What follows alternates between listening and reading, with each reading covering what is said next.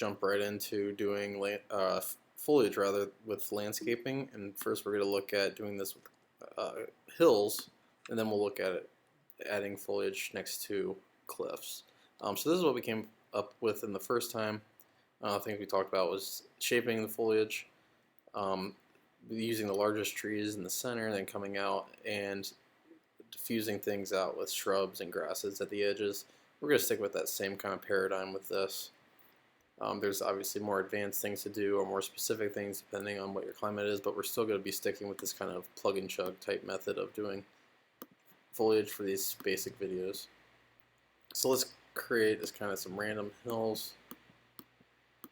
Use the mountain tool. Again, we're using OpenRCT. There's a couple additional features that we have that makes things a lot easier.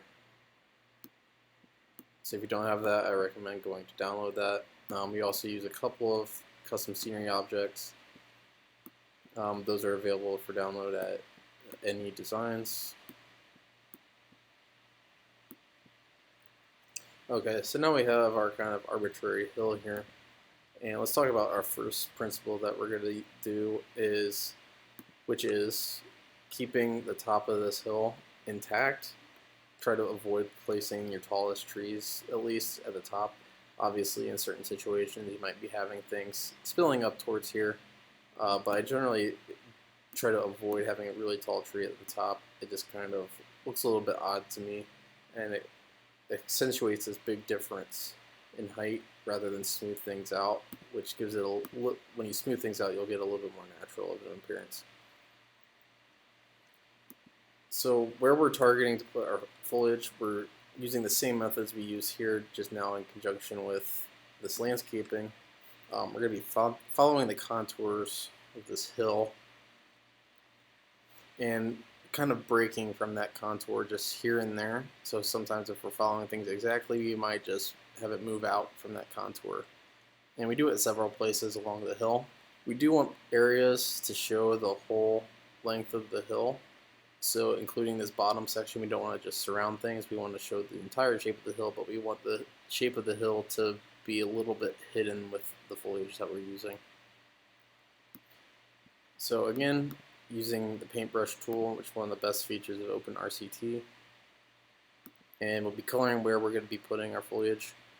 So the first one I'm seeing is just kind of following this sort of a shape, and then we'll kind of break off from that just a little bit at the end.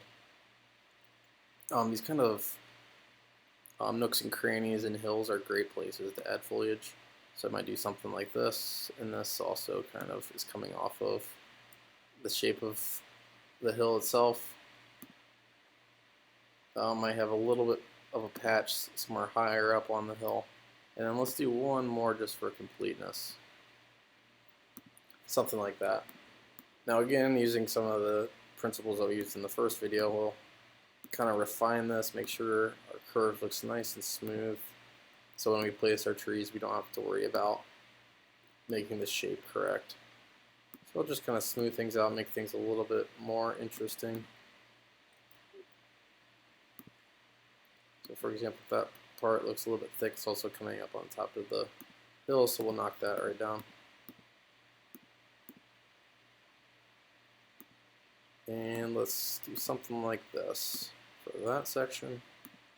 So we're coming down quite a bit, but the end result will look a little bit nicer. And when we did that, we kind of really captured what we were after with those shapes that we put in initially.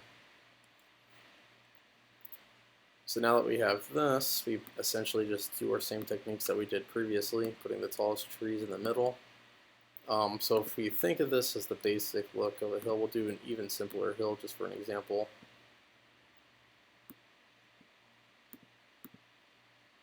We want our trees to kind of look something like that as it comes off the side of the hill. So we have the shape of our hill, then the shape of our trees right next to it. It looks nice to have two different shapes going on. It adds a little bit of extra interest, where if something's on the top of the hill, we're just really keeping with the shape of the hill, not really adding anything to it. So we'll move this down out of our way so I don't have to be distracted by this anymore.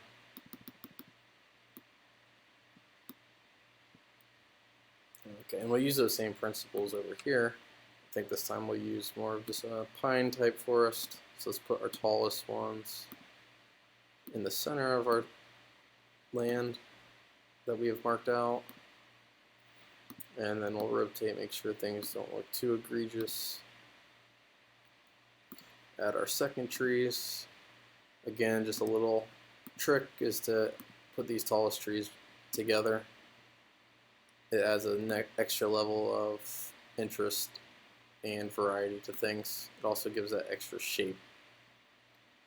So now let's go with our secondary color of trees.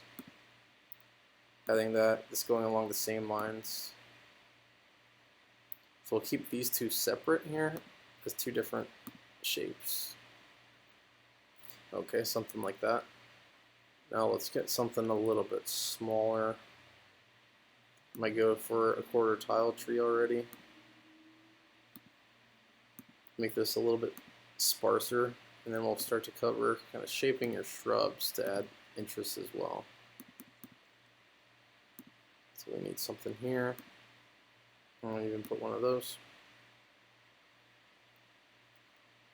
And now let's actually start to finish things out with some of these juniper trees.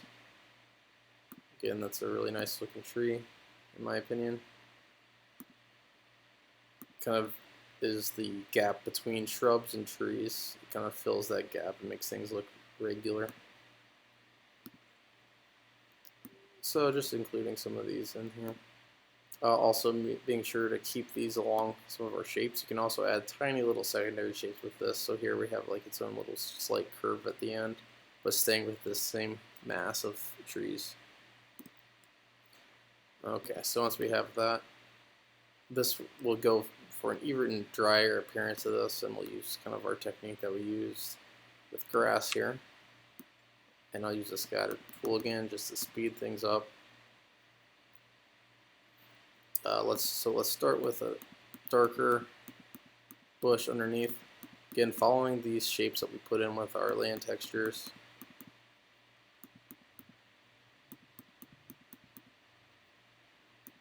And we'll do that all across where we have these. This one will be a little bit more sparse, have some gaps in it. And so when we're doing sparser things, we still want these sort of individual shapes that kind of flow along that same curve that we put down. So that will keep things sparse, but also add some interest. Alright, so now let's add some dry grass to this because we want this to appear pretty dry.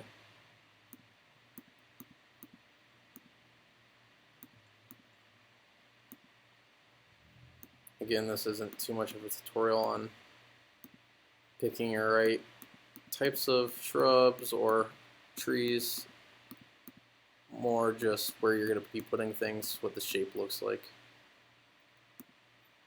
Okay, and now that we got that, what we talked about in the last video again, I won't go specific, but normally I would surround these patches of taller grasses with the tree, but we'll do it a little bit quicker here.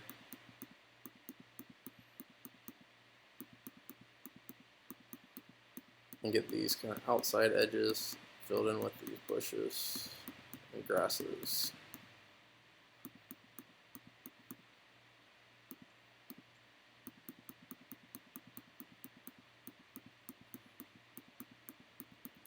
Okay, it looks like we've kind of come to the end. Okay, that looks pretty well filled out. Now we'll do the same thing we did last time, knocking back some of these textures so we get a little bit more fluid appearance.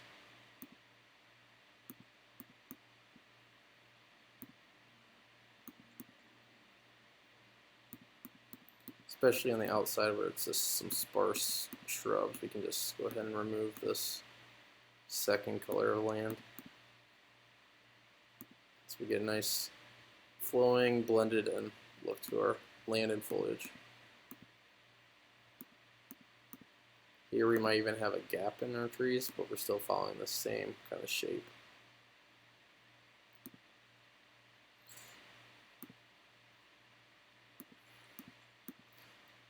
Okay, and now one other thing I wanted to cover in this is kind of a prelude to doing more advanced shapes. And you get it a little bit with some of the previous, but it's adding these secondary shapes to the main curve that we added to our foliage. Here we see this happening with the grass where it kind of comes out this way, maybe a little that way, out here. We'll do the same thing here, and especially it works well when we're spilling these up onto a hill. So give it its own shape, but it's coming up onto the hill just a little bit. I like to do that with all the types of bushes that we have used in the rest of our selection. Kind of fleshes things out and starts to introduce experimenting with shapes with just shrubs to add interest, and that's especially important when we have a little bit sparser foliage. So that'll do it for this video. This is our finished product, what we're working with so far. We've got this kind of paradigm of doing foliage combined with landscaping. Next we'll look at doing it again with landscaping, but we'll look at cliffs and specifics.